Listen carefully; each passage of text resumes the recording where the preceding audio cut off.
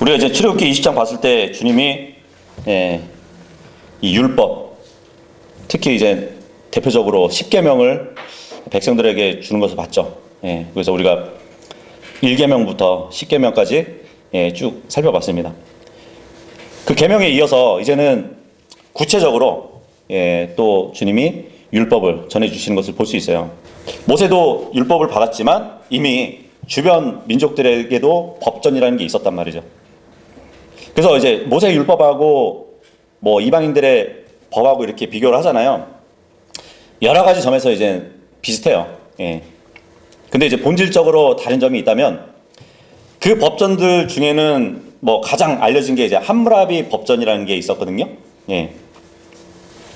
함무라비 법전도 어떤 다른 법전들과 다르지 않았는데 모세 율법 같은 경우는 다른 법전들과는 달랐어요. 뭐냐면 이방 민족과 율법과 다른 부분이 있다면 인간에 대한 사랑이 두드러지는 법이 율법이라는 것이에요. 우리가 출애굽기 20장 봤을 때 마지막에 주님께 어떻게 제사를 드려야 되는지, 그죠? 예배를 드려야 되는지 중요한 계시를 알려주셨단 말이에요. 근데 그거에 이어서 종에 관한 계명이 나온다는 것이에요. 그래서 이스라엘 백성들의 공동체 생활을 하게 되잖아요. 거기서 처음으로 규정하는 일반 법의 지금 기록을 보면은 첫 번째가 종에 대한 규례라는 것이에요. 물론 또 이어서 사형에 대한 범죄도 명시하고 있고요. 그리고 또 이어서 과실로 사람을 죽이거나 다치게 한 경우 그거에 대한 규례들도 보여줍니다. 근데 이런 법들이 이제 고대의 근동 법들과 유사한 형태를 띠고 있지만 율법이라는 것은 하나님에 의해서 제정된 거예요. 그죠? 생명의 존중은 물론이고 평등의 사상이 나타나는 점에서는 다른 이방 국가의 법들과 차별성을 가지고 있다는 것을 우리는 살펴볼 것입니다. 다 피셨죠? 네. 1절하고 2절 읽어보도록 하겠습니다. 시작. 이제 이것들은 네가 그들 앞에 세워야 할 공의로운 법규들이라. 만일 네가 히브리인 종 한 명을 사면 그는 6년 동안 섬길지니라. 그런 다음에 7년째에 그는 값을 치르지 않고 자유로이 나갈지니라. 여기서 이제 법규라고 하는 것은 법정에서 이렇게 판단할 때 기준이 되는 하나의 판례라고 보시면 돼요. 그러니까 사회 도덕법적 성격을 지녔는데 뭐 여러 가지 법들이 있잖아요. 그 중에서도 민법의 기초가 되는 명령이 법규라고 보시면 돼요. 어쨌든 주님이 성경에 이렇게 법규를 주시는데 이 법규라는 것은 근본적인 정신이 있어요. 그것은 바로 공의와 사랑입니다. 2절에 보니까 네가 히브리 종 한 명을 사면 이렇게 되어 있어요. 아니 왜 히브리인들 이런 공동체 안에서 주인이 있고 종이 있어야 될까요? 같은 다 형제들 아닌가요? 그죠? 근데 지금 히브리인 같은 동족에서 종을 얘기하고 있습니다. 왜 이 공동체 안에서 종이 되냐면 상대방한테 어떤 빚을 졌어요. 그러면 빚을 갚지 못하잖아요. 그러면은 그 사람의 종이 됩니다. 그래서 잠언서의 말씀도 있잖아요. 빌리는 자는 빌려주는 자의 종이 될지니라. 그죠? 그 말씀이 적용되는 것이에요. 자, 그리고 누군가가 상대방 거를 도둑질을 했어요. 배상을 해야 되는데 배상을 할 능력이 없어요. 그러면은 그 사람한테 종이 됩니다. 하지만 종이라고 해도 어떤 고용된 노동자로서의 대우를 받을 수 있었어요. 근데 이방 민족의 종들을 다루는 걸 보면은 완전히 노예잖아요. 그죠? 자유도 없고, 그죠?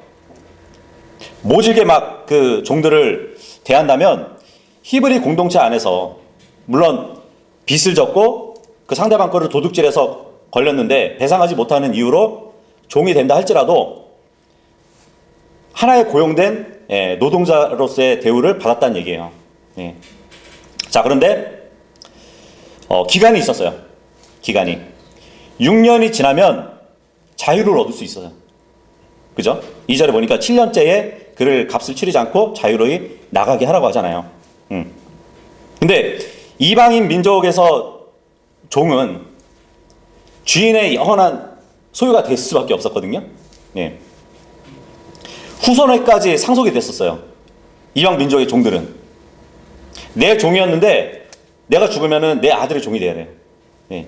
그런데 히브리 사회에서는 6년만 지나면은 자유를 얻을 수 있었던 것이에요. 나가도 돼요. 종의 신분에서 벗어나는 거란 말이에요.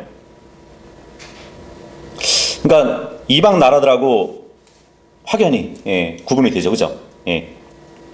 이방 나라들에서는 종은 일반적인 사람이라기보다는 소유물로 여겼던 것이에요. 예. 그래서 보통 노예라고 이렇게 많이 부르잖아요. 그래서 어떤 노예라 할지라도 주인보다 더 도덕적이고 또 정신적인 면에서 흠이 없던 노예들이 많았어요. 예. 주인보다 더 지적인 노예들도 있었고요. 주인보다 더 유능한 노예들이 있었음에도 불구하고 대다수의 종들이 그 가족 안에서 태어났거나 전쟁의 불운으로 인해 가지고 종이 된 거거든요. 예. 그래서 이방 민족에서는 언제든지 자신의 종을 다른 가족한테 팔 수도 있었고 막 나눠줄 수도 있었단 말이에요. 마치 짐승이 태어나면은 여러 집에 막 분양해 주는 것처럼 그러한 관계를 갖고 있었단 말이에요. 주종 관계가. 때로는 막 말 안 들으면은 무자비하게 막 매질도 당하고 중상을 입은 그러한 경우가 허다했다고 합니다. 가장 심한 노동은 감옥보다 조금 나은 작업장 아니면은 비위생적인 그러한 광산 같은 데서 착고를 딱 매가지고 끝없는 세월 동안 노동에 시달리는 그러한 일을 했다고 그래요. 착고 아시죠? 발과 발을 이렇게 연결하는 고리잖아요. 그죠? 쇠고리. 그리고 평생 그 배 노를 젓는 일을 했다고 그래요. 이방인의 노예들은. 그래서 막 허리가 녹아내리고 막 그럴 정도로 일을 했다고 합니다. 근데 그와 대조적으로 보면은 정말 하나님은 히브리 민족의 종의 권리를 주의 깊게 보호하셨음을 우리는 볼 수 있어요. 그죠? 많은 이방인의 종들보다 정말 훨씬 더 기쁨을 누리도록 해 주신 것을 우리는 볼 수 있단 말이에요. 그리고 주님은 히브리 사회의 종들에 대해서 거칠게 다루지 못하도록 레위기 25장 43절에도 금지시켜 놓으셨어요. 그러니까 히브리 민족 사회에서 주종관계라는 것은 분명히 있지만 여전히 형제로서 관계를 갖는 그런 위치에 있었단 말이에요. 그리고 2절 다시 보시면은 그런 다음에 7년째에 그는 값을 치르지 않고 자유로이 나갈지니라 이 말씀이 있어요. 이것은 고대의 어느 법전에도 찾아볼 수 없는 규정이에요. 주님은 자유를 주시는 분이시거든요. 신명기 15장 12절에도 보면은 이런 법은 히브리인 여종에게도 동일하게 적용되었습니다. 히브리인들의 안식년이 있거든요. 히브리인들 안식년이 뭐냐면은 7년이 7번 되는 날이 몇 년이죠? 50년째 되는 그날이 모든 종들이 놓아지는 해예요. 그래서 성경에 희년이라고 그래요. 기쁨의 해라고. 자, 그런데 6년 동안 일을 하고 나서 자유를 얻어야 되잖아요. 그런데 만약에 그 중간에 희년이 걸렸어요. 7년이 7번 도는 그날이 딱 중간에 걸리면은 6년 동안 안 있어도 돼요. 그 희년에 의해서 또 자유를 얻게 돼요. 그러니까 계산을 잘해야겠죠. 희년을 앞두고 도둑질을 해도 누구한테 빚을 이렇게 빚져도 희년이 가까운 때에 빚지는 게 좋겠죠. 왜냐면은 희년이 되면은 종에서 자유를 얻게 되고 모든 빚도 탕감이 주거든요. 종이 자유를 얻잖아요. 6년을 채워서 자유를 얻던지 아니면 그 중간에 희년이 돼서 자유를 얻게 되면 그냥 보내는 일은 또 없어요. 새 삶을 살 수 있도록 가축대를 좀 주고요. 또 타작마당을 이렇게 주는 사람도 있고요. 그리고 포도즙 틀에서 한 몫을 이렇게 챙겨주는 주인들도 있었습니다. 예. 왜냐면은 그것조차도 성경에 이제 언급이 되어 있거든요. 신명기 15장 12절에서 15절을 보면은. 근데 고대의 어떤 민족도 종들을 이렇게 친절하게 대우한 이방 민족은 없었단 말이에요. 그래서 주님이 이 종에 대한 규정을 보면은, 그 제도를 보면은 최대한 인격적으로 만들기 위해서 법을 규정해 놓았다는 것을 우리는 볼 수 있습니다. 그죠? 예. 한번 이제 그 TV를 봤는데, 이스라엘 사람들이 시장을 열잖아요. 예, 시장을 열면은 그 시간이 있어요. 문 닫는 시간. 문 닫는 시간에 만약에 야채나 과일들이 남았잖아요. 그러면 그것을 가게 문 닫고 앞에다가 다 내놔요. 예. 밤에 이제 가난한 사람들 먹으라고. 그러니까 이 유대인들이 참 보면은 벌써 구약 때부터 이러한 사람들을 돕고 하는 그러한 일들이 몸에 배어 있는 것 같아요. 3절하고 4절 읽겠습니다. 시작. 만일 그가 혼자 들어왔다면 그는 혼자 나갈지니라. 만일 그가 혼인하였다면 그때는 그의 아내도 그와 함께 나갈지니라. 만일 그의 주인이 그에게 한 아내를 주었고 그녀가 그에게 아들들이나 딸들을 낳아 주었다면 그 아내와 그녀의 자식들을 그녀의 주인에게 속할지니 그는 혼자 나갈지니라. 예. 한 남자가 그 주인의 종으로 왔어요. 그런데 혼자 왔으면 혼자 나가는 거죠. 예. 근데 만약에 가족이 들어왔어요. 그러면 그 가족들도 같이 나가요. 그런데 혼자 종으로 왔어요. 근데 주인이 한 여자를 그 종에게 줘요. 결혼을 했어요. 자, 그런데 이 종이 6년을 채우고 나가야 되는데 같이 나갈 수는 없어요. 예. 혼자만 나가야 돼요. 모르겠어요. 뭐 그동안에 금실이 나빴다면 혼자 나가겠죠. 그죠? 예. 어떻게 보면은 이 부부는 한 몸이니까 나가야 되는 거 아닌가 우리 이렇게 생각할 수도 있지만 주인의 소유거든요. 예. 주인의 재산권을 보호하기 위한 하나의 조치라고 볼 수 있어요. 그 여종은 주인의 재산이란 말이에요. 그러니까 부부가 한 몸일지라도 주인에게 속한 재산이라고 우리는 그렇게 봐야 되는 것이에요.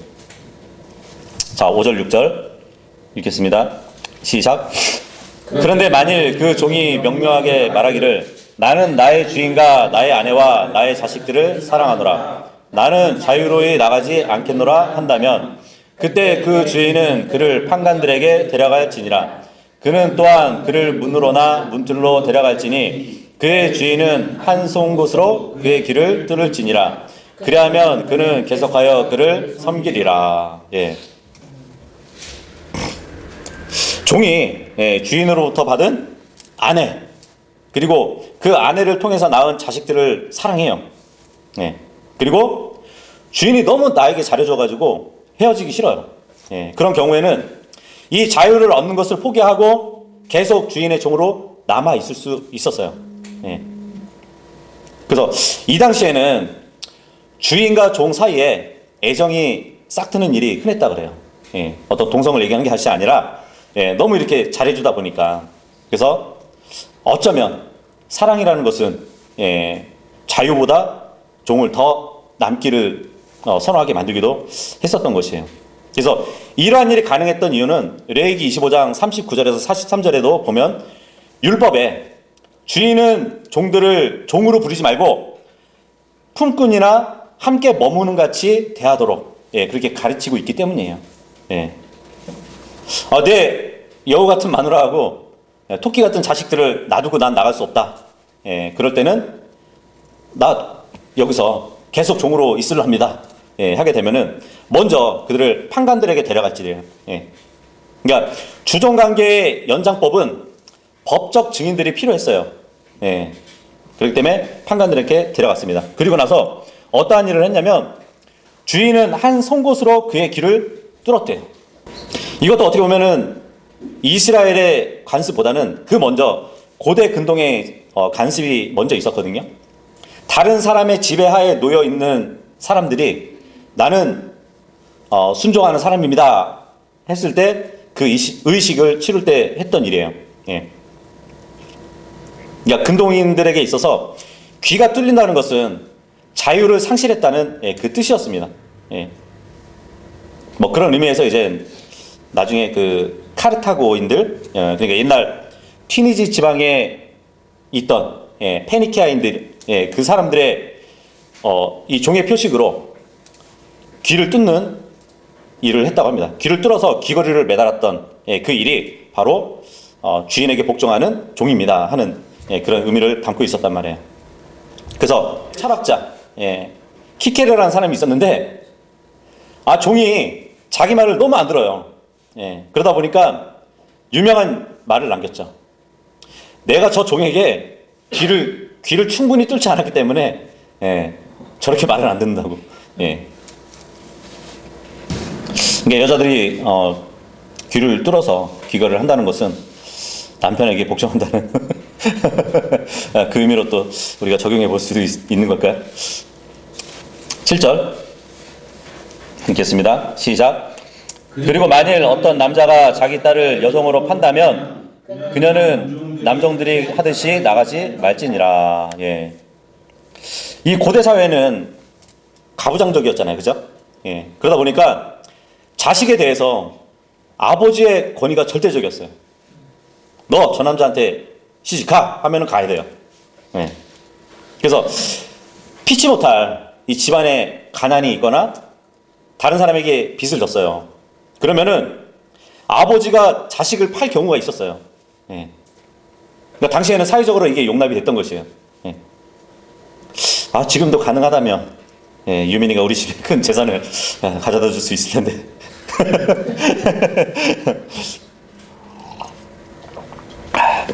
그 고대 그리스 역사가였던 헤로토도스라는 사람이 있거든요. 그 사람 말에 의하면 그때 고대 그리스에서도 사람들은 딸들을 습관적으로 팔았다고 그렇게 기록을 하고 있습니다. 그리고 그리스 철학자였던 플루타코스라는 사람이 있어요. 아테네에서도 뭐 자녀를 파는 일은 보통의 일이었대요. 그렇게 큰 일이 아니었대요. 그래서 다른 주인한테 간 딸, 여종이 된 거잖아요. 근데 그 여종이 된 딸은 일반적으로 그 주인의 첩이 되거나 아니면은 둘째 부인으로 이렇게 팔렸다고 합니다. 근데 7절에 보니까 이 여종들이 남종들이 하듯이 나가지 말래요. 그러니까 주인이 여종을 첩으로 취했을 때 이때는 여종은 주인으로부터 자신의 지위를 보장을 받을 수 있었죠. 첩으로서의, 그죠? 그런데 다른 남종들은 6년을 채우고 7년째 되는 날 해방이 될 수 있잖아요. 그 주인의 첩이 되면 나갈 수 없는 것이에요. 8절 읽겠습니다. 시작. 만일 그녀가 그녀를 자신에게로 청혼시킨 그녀의 주인을 기쁘게 하지 못한다면 그때 그는 그녀로 하여금 구속받을 수 있게 할지니라. 그가 그녀를 속임수로 대하였으므로 그는 어떤 타국 민족에게로 그녀를 팔 수 있는 권한이 없으리라. 여자를 샀는데 그 여자가 주인을 기쁘게 하지 못했대요. 이게 무슨 말일까요? 그냥 어떤 행위로서 주인을 기쁘게 하지 못했다는 얘기가 아니라 주인이 볼 때 그 여자가 눈에 차지 않아요. 그래서 그녀를 첩으로 삼지 않는 것이에요. 그리고 첩으로 삼지 않았으니까 그녀와 동침도 하지 않겠죠. 그죠? 그런 경우를 얘기하는 것이에요. 주인을 기쁘게 하지 못했다는 것은. 그럴 경우에는 내가 산 이 여자를 몸값을 주고 샀단 말이에요. 그런데 다른 사람한테 다시 팔 수 있다는 얘기예요. 자신이 돈을 주고 사왔기 때문에 다른 사람에게 돈을 받고 되팔 수 있다는 얘기예요. 그러니까 그 여자를 다시 살 사람을 찾아가지고 값을 받아가지고 넘기면 그 주인은 결혼의 의무로부터 해방이 되는 것이에요. 그리고 또 여기 본문 보니까 그가 그녀를 속임수로 대했대요. 예. 그리고 어떤 타국 민족에게로는 여자를 팔 수 없다고 합니다. 예. 그러니까 사고 파는 모든 일에서는 히브리인 공동체에서만 가능했던 것이에요. 예. 왜냐하면 이 이스라엘 백성은 타국인과 결코 결혼하지 말아야 됐기 때문이에요. 예. 신명기 7장 1절에서 3절에 보면 그 규정이 또 나와 있습니다. 그 여자를 둘째 아내로 삼겠다고 약속을 했는데 결국은 삼지 않고 다른 사람에게 팔잖아요. 이게 바로 속임수로 대한 것이에요. 예. 그러니까 약속을 위반한 거잖아요. 그리고 다른 이방 민족에게 팔 수는 없다는 것. 예. 이렇게 보면 참 여자들이 무슨 사고 파는 물건처럼 보이지 않나요? 그죠? 예. 걸러서 우리가 말하자면 신부값을 치른 거예요. 예. 어떤 물건을 대하듯이 한 것보다는 내 신부로 취하기 위해서 그 신부값을 취했다고 이해하시면 될 것 같습니다. 9절에서 11절까지 읽겠습니다. 시작. 그리고 만일 그가 그녀를 자기 아들과 정혼시켰다면 그는 딸들을 대하는 방식에 따라 그녀를 대할지니라. 만일 그가 또 다른 아내를 취한다면 그는 그녀의 양식과 그녀의 의상과 그녀와의 혼인의 의무를 축소시키지 말지니라. 그리고 만일 그가 그녀에게 이 세 가지를 행하지 않는다면 그때 그녀는 돈을 내지 않고 자유로이 나갈지니라. 예. 자기가 첩으로 취하려고 샀는데 자기 눈에 차지 않아요. 그래서 아들과 정혼시켰대요. 예. 모르죠. 아들에게 신부로 주려는 목적으로 여자를 사올 수도 있습니다. 예. 아니면 정말 그녀에 대해서 만족하지 못해서 아들에게 주었을 수도 있어요. 이 눈높이에 아들의 눈높이를 맞추는 것은 좀 불공평한 거 아니에요? 자기 눈에 안 맞는다고 아들한테 이렇게. 10절에 보면 또 다른 아내를 취한다면 그러잖아요. 예. 아들에게 주진 않았고 그냥 그 여종은 첩으로 삼지 않고 그냥 뒀어요. 그리고 다른 여자를 첩으로 취했단 말이에요. 그러면은 그 여종은 여전히 옷도 제공해 줘야 되고 먹을 것도 제공해 줘야 된다는 것이에요. 예. 그게 율법의 규정이란 말이에요. 자, 그녀에게 이 세 가지를 행하지 않는다면 음식 제공해 주고 의복도 제공해 주고 혼인의 의무를 보장해 주지 않으면 그 여자는 자유롭게 나갈 수 있대요. 예. 아버지의 빚을 갚지 않아도 더 이상 주인에게 속한 여종이 아니기 때문에 다른 사람과도 결혼할 수 있는 그러한 자유로운 여인으로 신분을 회복한다는 것을 말씀해 주고 있는 것이에요.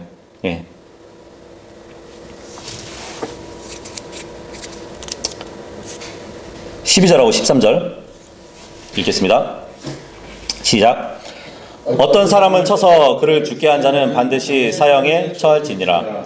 그리고 만일 어떤 사람이 숨어서 기다리지 않았으나 하나님이 그를 그의 손에 넘겨줬다면 그때는 내가 한 장소를 너에게 지정하리니 그는 그것으로 도망칠지니라. 예, 이제 종에 대한 규정을 마무리하고 어떤 살인에 대한 그 규정에 대해서 말씀해주고 있습니다.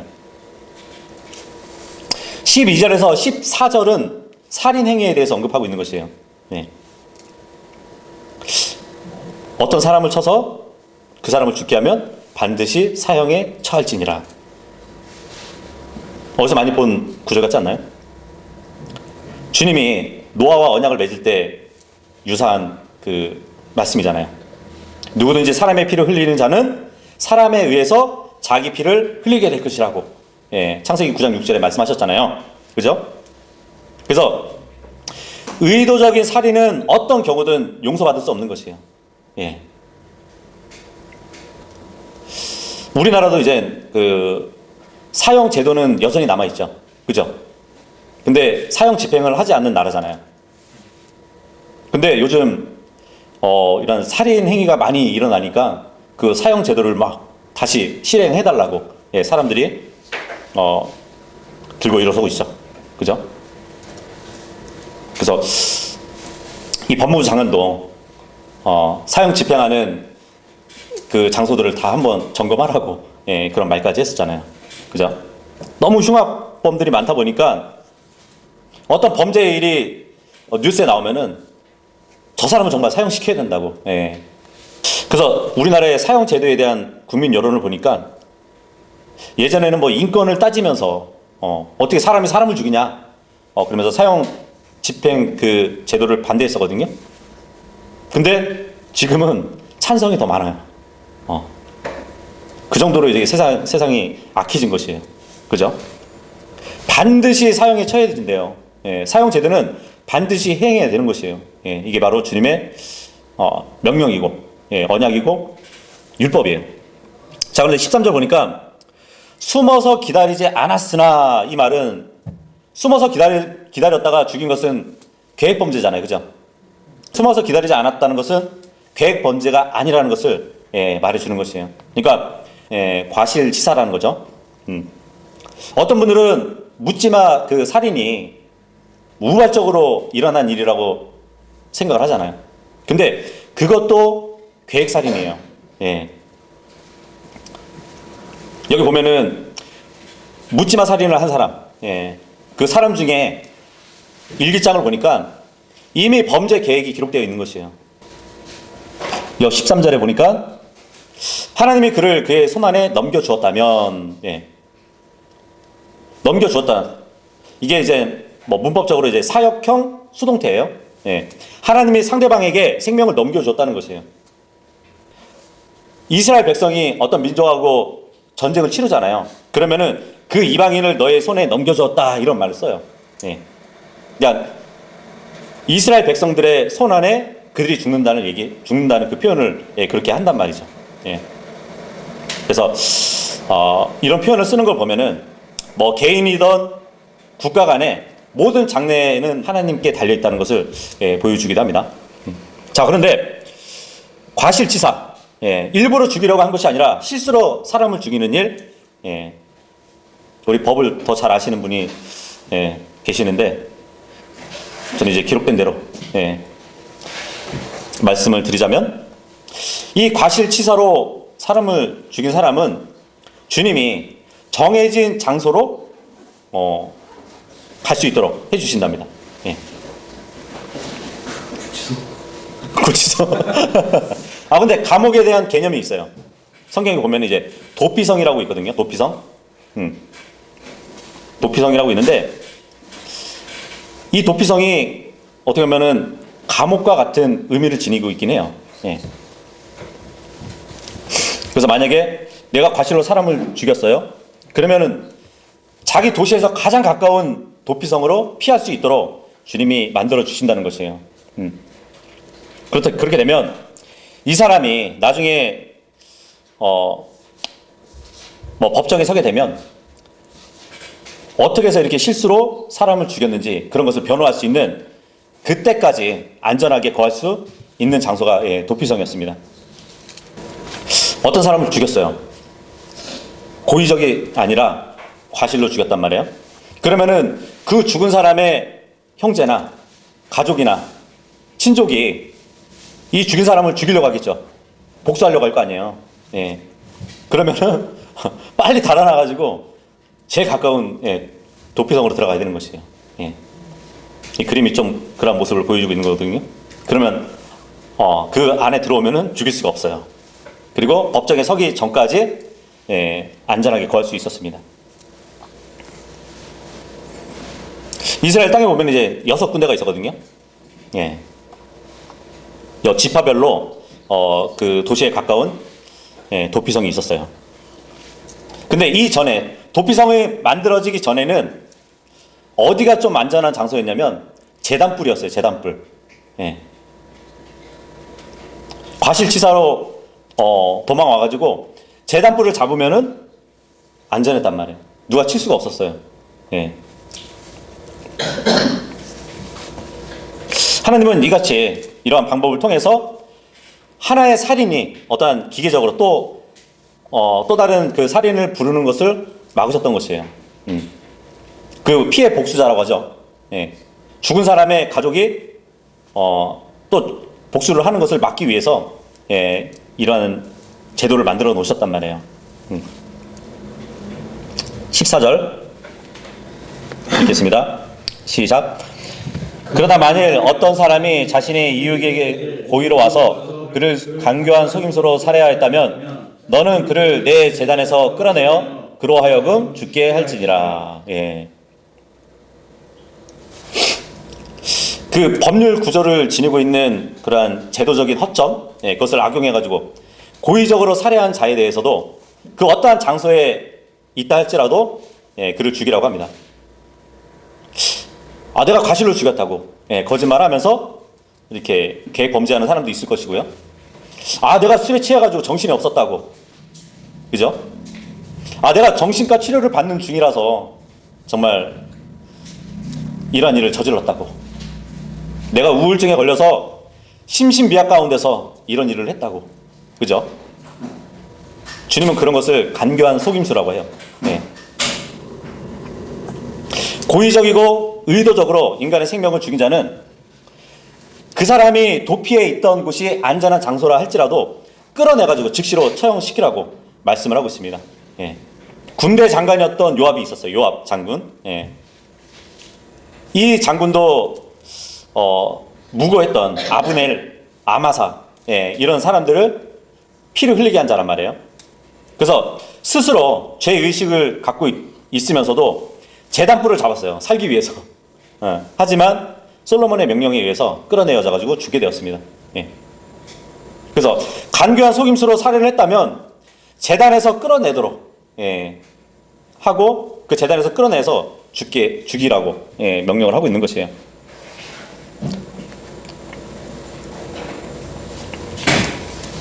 15절 읽겠습니다. 시작. 그리고 자기 아버지나 자기 어머니를 치는 자는 반드시 사형에 처할지니라. 예. 우리가 이제 먼저 살펴봤듯이 십계명에는 인간에 관계된 첫 번째 계명이 부모를 공경하는 것이었단 말이죠. 그죠? 이것은 부모는 마땅히 자식들로부터 공경을 받아야 할 대상이기 때문이잖아요.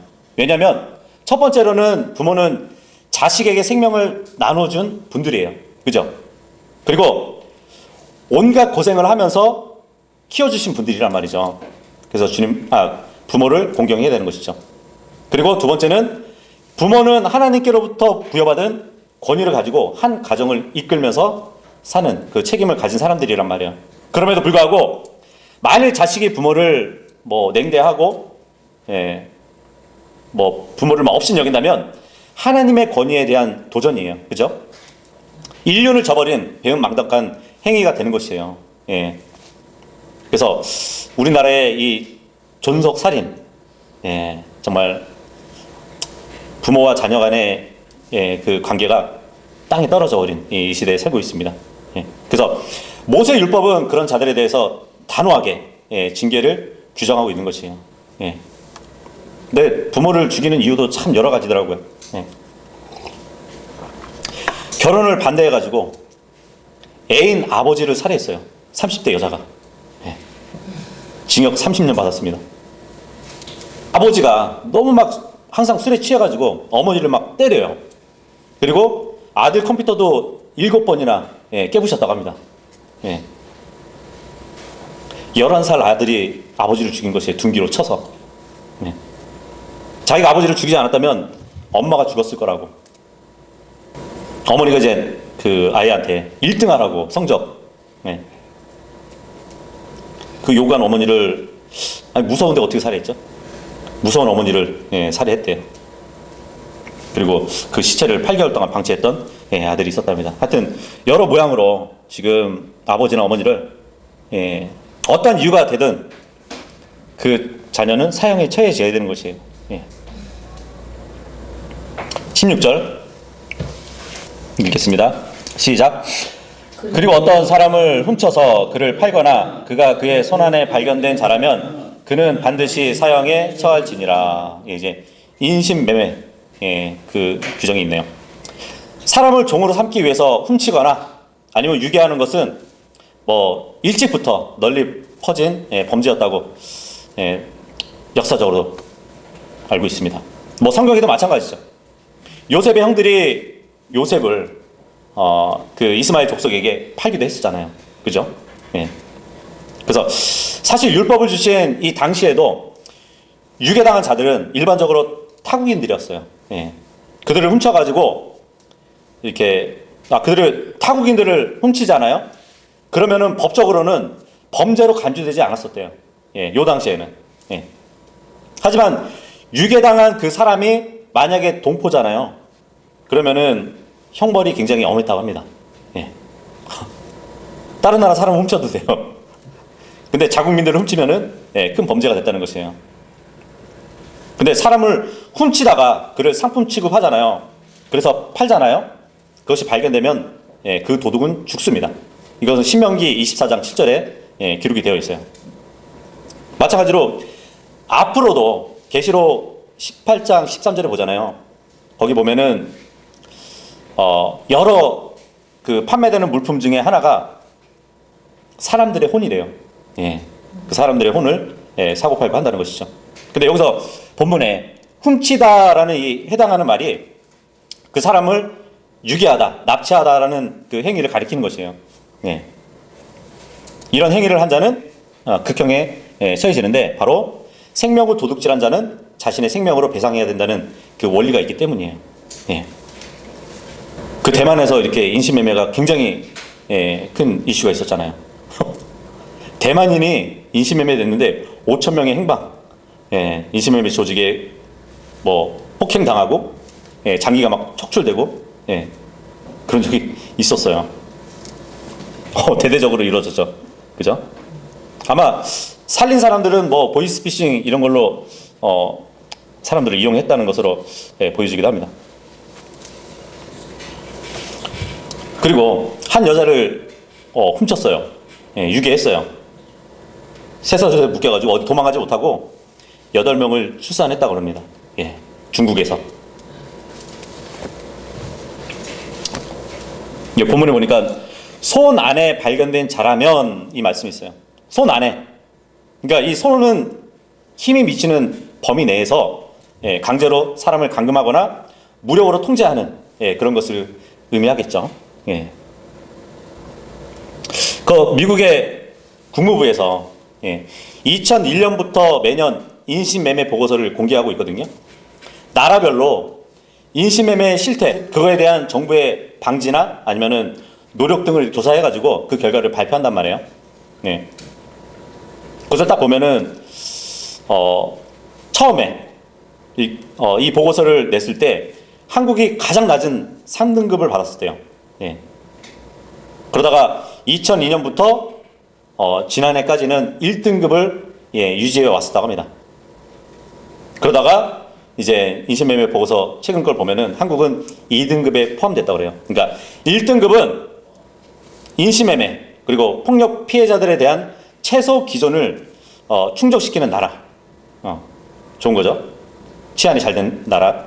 그리고 2등급은 최소 기준을 모두 충족하지는 않았지만 인신매매 방지를 위해서 노력한 나라. 예. 지금 우리나라가 그 등급이라는 것이에요. 예. 그리고 3등급은 아예 기준을 충족하지도 못하고 노력도 기울이지 않은 그 나라로 분류된단 말이에요. 근데 우리나라가 이전에는 3등급까지 받았던 나라예요. 17절 읽겠습니다. 시작. 그리고 자기 아버지나 자기 어머니를 저주하는 자는 반드시 사형에 처해질지니라. 예. 뭐 17절은 부모를 욕하거나 뭐 미워하는 것, 또 멸시하는 것, 그런 모든 경우를 의미하는 것이에요. 그리고 부모의 권유를 무시하고 은혜를 저버리는 그 행위, 그것은 하나님을 거역하는 죄악과 다름없다고 보시면 돼요. 그러니까 부모를 저주하는 죄는 하나님을 저주하는 죄라고 레위기 24장 16절에 나와 있습니다. 잠언서 30장 11절을 보잖아요. 자신들의 아버지를 저주하면 또 자신들의 어머니를 축복하지 않는 그런 한 세대가 있대요. 그래서 잠언서 30장 17절에 보면 자기 아버지를 조롱하고 자기 어머니에게 순종하지 않는 그러한 자녀들은 골짜기에 까마귀들이 쪼아낼 것이래요. 그리고 그것을 새끼 독수들이 먹으리라는 그런 무서운 말씀도 있습니다.